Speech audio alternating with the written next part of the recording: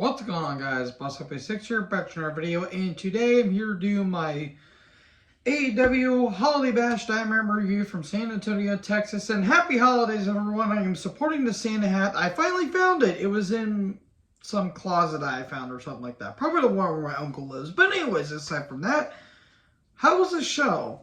This is the I think they're having a pre-taped Dynamite after this, and I think they're gonna do one more live, or not Dynamite, live Rampage or taped Rampage, and maybe have one more live Dynamite for the end of the year. But all I can say is this featured the best women's match in the company today, and one of the worst matches of the year. You guys can probably guess which one is which. Overall, the show was alright for what it is. There was some really good stuff, but there was some stuff I didn't really care about. So anyways, let's get on to it. I start with a recap of Starks vs. MJF. A really good match, by the way. Starks comes down, and he says, just being a natural charisma, he basically just says, yeah, there will be another match soon. MJF, this time, it'll be my time. And then Jericho, Sammy, and Garcia show up. Poor Daniel Garcia. Poor Daniel Garcia. That's all I'm going to say. And Jericho's like, you're young, and you're fresh, and you know what? You need a little more motivation. You need a little more, inspiration. You need a little more Chris Jericho. Why don't you join the Jericho Appreciation Society? Oh my God, dude. And Starks comes back with some of the most hilarious roasts I've heard in a while. And, Stark says, Jericho, it's funny that you say that, because a couple months ago you looked like an air fryer. Now you look like a single father on his 5th divorce. I don't know why, but that was hilarious. He says, he says, no. And then he says, look at what everyone else has done. Danny, you had a title, look what happened. And Sammy, sorry, but no one cares about you. He's not wrong. There was a lot of Sammy sex chants during this And how about Starks Jericho on the 4th? Okay, well, be careful what you wish for. Then Hager attacks for what all he's worth. But that, why does he wear that stupid ass hat? I know I'm wearing a dumb hat right now, but at least it's not on the national broadcast. So it's a 4-on-1 beatdown. All of a sudden, Action Andretti comes down and he takes care of business. And there you go. More on these guys here in a bit. Then we get Elite vs. Death Triangle, match 5. No DQ for the Trios Tag Titles.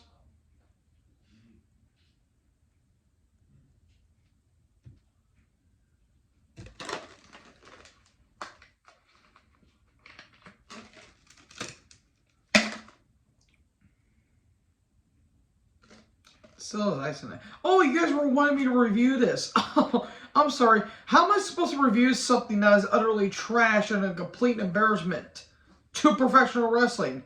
And that's an insult to professional wrestling. This match is one of the worst matches of the year. Bar none. Top 5. I am not even debating it. This match was terrible. All these matches are bad. Because no one wants a best of 7 series of this damn thing. Because the Elite aren't good athletes. They're only gymnastics playing wrestler. And I love Death Triangle. I love Pac, and I love the Lucha Bros. This thing was a complete cluster and utter hardcore garbage. This was the dumpster that was left in the wasteland after a frickin' nuclear bomb went off and somehow the goats are eating off of it. I don't know what I'm on about, but it's way more, God, this kind of ruined the show for me for a bit, because this was utter garbage. This was terrible. This was one of the worst things I've seen on television, because it was just a bunch of, it was all the Elite and their little wacky stuff. They were doing whatever the hell they were wanting to. A Christmas tree got used at one point. Tables got used. Garbage cans fitting because this match is garbage. And then we get we get a barbed wire broom. This was utter dog shit. Complete utter dog shit. I haven't been swearing much lately because I've been kind of mellowed out on it. But I'm sorry. I have to call out on this. This was complete bullshit. This was a terrible match. Utter garbage and a complete embarrassment to the professional sport of wrestling. And the Elite are going to act like 5-year-olds like this. The Elite won if anyone matters, so now the next match is going to be a false camera match. It's not happening on the 4th because Kenny Omega is going to be facing Will Ospreay for the United States Championship in New Japan. And the Bucks are probably just going to be a bunch of cowards, because that's what they are. Then we get a beat down afterwards. I despise this match.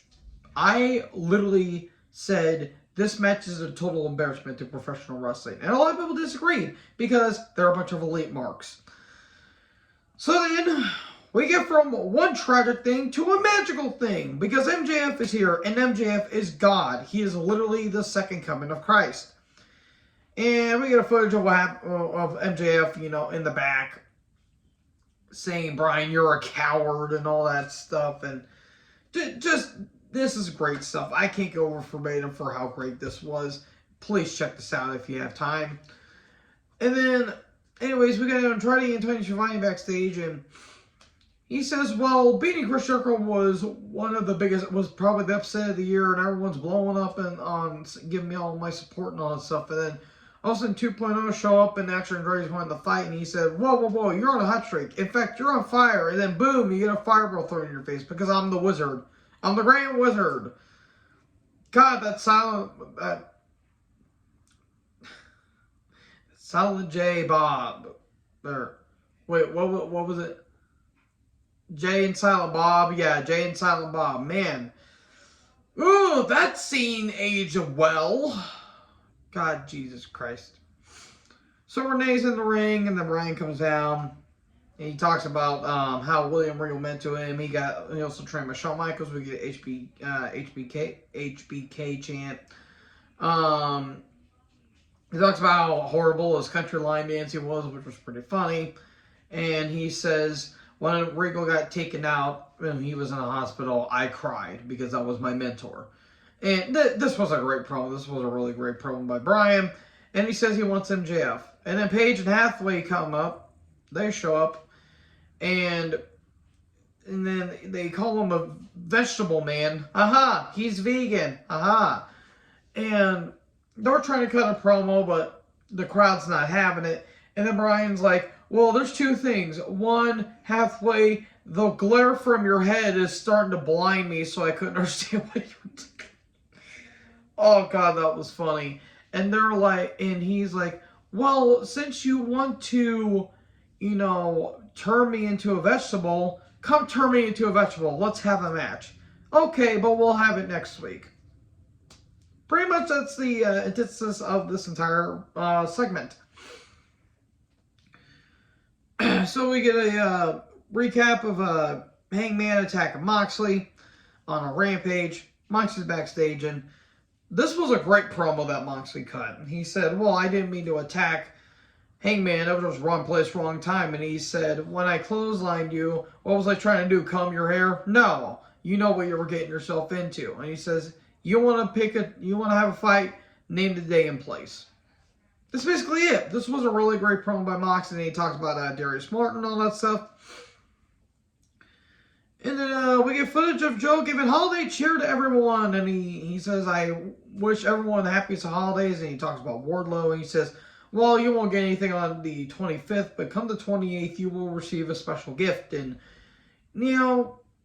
everyone will get holiday cheer except for you, Wardlow. Then we get Hook! I'm sorry, it's late, I'm tired. Got a huge pop, he took on Exodus Prime. I thought it was Andreas Sanofe. For a second, he looks so similar because of the hairdo. He's got a look. Exodus has a look. I don't know why. Every time I saw the name Exodus, I immediately thought of the thrash band for some reason. Goes on for a little bit. Red Rum and Hook wins. Prime has a look. I will say that. And then we're seeing Moriarty are attacking Jungle Boy backstage, and Moriarty chokeslams him into a dumpster. It's Big Bill, but that's a stupid name. But Jungle Boy gets chokeslammed into a dumpster. Okay. And then Mox with Claudio took on Darius with Dante. This was actually a really good match. This was a pretty damn good match, I will say. Darius got to show more of his stuff because he really hasn't been because, injury riddled and all that stuff. There's some good stuff on Mox. Still looked like his nose got busted a little bit, but he looks like he's okay. There were some good near falls. There was some really good stuff from Darius. But in the end, Moxie wins. There you go. Good stuff. Then we get a Sheehan hater video package. I was fine during this. Don't accuse me of anything else. Hobbs vignette. He's on the streets. Am I said home? God damn, now I got the Prince of Bel-Air theme song stuck in my head. I don't know what this is, but I hope they give Hobbs something to do. And then we get the Guns versus the FTR. FTR got a big pop because it's FTR, the best tag team in the world right now. It wasn't bad, just kind of a typical tag match. There were some Cash doing some really good stuff, Dex doing well. The Guns are a fine team, but I feel like they're just going to be nothing more than probably just an average mid-card team at best. They're trying to push them. I understand why, because their dad is Billy, but I don't really think it's going to really do anything. In the end, we get a role reversal with the assist, and the Guns win. Okay, then. The FTR's contract's going to be up in April, I think, of next year, and it looks like they're going to be heading out. And the fact that they have not won the AEW tag titles while they were AAA, ROH, and IWGP is a goddamn crime and a half. I will say that. So then we get Sanjay Dutt rapping kind of on the Acclaimed, and Jay Lethal and, not Jay Lethal, yeah, Jay Lethal, Jarrett, and the Big Tall Mofo, aka Satnam Singh, they were all wearing shirts and had, like, weird lettering. Okay, it's going to be Bowens and Gunn against Lethal and Jarrett on Rampage. Don't ask me questions about it. And then we get to one of the most random and one of the stupidest and one of the most nonsensical segments of the year, and that's saying a lot. Tony Schiavone and Rick Ross is in the ring. The big boss, Rick Ross. And no, not the death guitarist. It was the big guy. And he wanted Lee and Sword to have a confrontation to sell things out. Well, Lee comes down, and then Ross kept talking and talking and talking. Swerve never showed up, and he oh my God, Lee's reaction was hilarious. Rick Ross called him a big motherfucker, and it was uncensored. And Lee's reaction is like, oh God, that was funny. That was funny. I don't care. I thought that was hilarious. But anyways, we get to where this was completely stupid. So Swerve shows up with a duffel bag, and he says, you need to keep your eyes on the tag titles, your weight, and you also got to have eyes in the back of your head. And Ross kept like doing this stuff, and so all of a sudden, this was completely stupid, and I am legit confused on this. So Parker Bordeaux attacks. It seemed like Rick Ross was going to attack Lee, but that didn't happen. But no, it turns out Parker Bordeaux shows up. He attacks Lee. Lee fends him off. He goes after Swerve.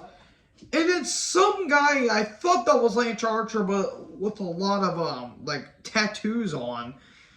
He then attacks Lee. And I could have swore it looked like Trippie Redd. But I'm like, oh wait, no, it's not Trippie Redd, because Trippie Redd, he's not that tall. I called him Trippie Archer because it looked like a Lance Archer. And so he attacks, I have no idea who this guy is. And then all of a sudden Swerve does a swerve stomp on the steps with a cinder block on Lee's chest. That looked brutal. Okay, I have no idea what this is. I have no clue what this is. Also, I'll apologize if you guys saw the door open. My mom was getting one of my producers. One of my producers. Who I know. You don't like being held sometimes. But yeah, one of my producers showed up. And also, hold on here, folks. Another producer of mine wanted to wanted to say hi. The producers are on camera. You hate this, don't you? Do you want down? Okay. Sorry about that. You get your doggo segment of the day. All right, let's finish up this review. Best Friends in Dark Order, talking about Rampage. It's a trios. It's a $300,000 reward where it's a bunch of trios teams and it's a battle royal. Because why wouldn't you? Hikaru Shida took on Jamie Hayter with Rebel and Baker for the women's title. I'm going to say it right here, right now, this is the best women's match that AEW has put out this year. This was an absolutely amazing match. I could not do justice on how great this match is, and I was totally fine during this. How dare you accuse me otherwise? There was really great stuff. Jesus, the frickin' strikes by Hayter. She literally hits like a ton of bricks. The knee strikes from Shida were just absolutely brutal. There was a suplex off the apron to the floor at one point. Then we get toward the end of the match where Britt distracts, and then she gets hit with the kendo stick. We get a big clothesline by the kick out. The crowd was eating this up too, by the way. There was a big power bomb too at one point, but it was a 2 count. We get a big clothesline by the kick out. Ripcord lariat, Hayter wins. This was a great match. This is by far the best Shida match I've seen in AEW. She's had a lot of great matches too. Her match with Nyla Rose really stand out.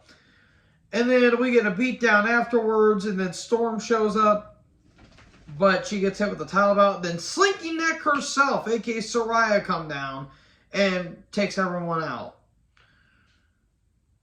Jesus, Lord of mercy. Oh, Miss Slinky Neck.